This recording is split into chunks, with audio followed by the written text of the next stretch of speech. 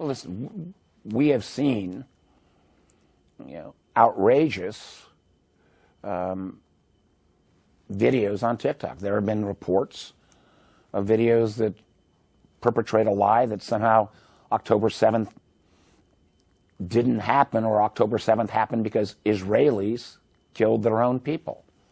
That's a blatant lie. But let me also say there have been,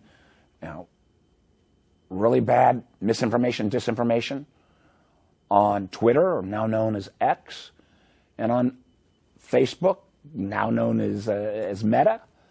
And we've seen American platforms as well restrict and cut back on trying to do any content moderation.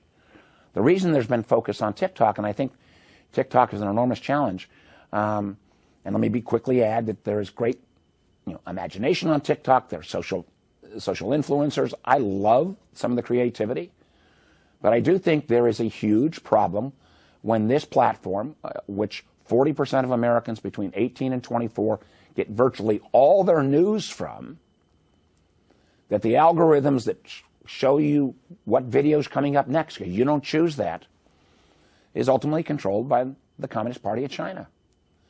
And I think it is a huge problem. We put forward a broad bipartisan bill supported by the administration that would say, let's not isolate a single country, but a company, but let's go after those technology companies that pose a national security threat that come from China, Russia, Iran, North Korea, Cuba, and Venezuela. All countries have been designated. And the fascinating thing was we were moving right along until TikTok dropped $100 million in lobbying and putting commercials on virtually every TV station that's on the line and every political publication in America. And we were suddenly attacked from the left and the right.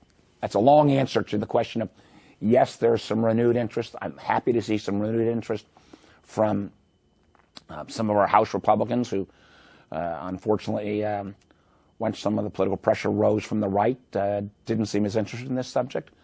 So we are pursuing that. We had a brief yesterday with our Commerce Committee members on misinformation and from what's called malign foreign influence. And it's coming not just from China, it's also coming from Russia, particularly trying to undermine American support for Ukraine. So this issue isn't going away.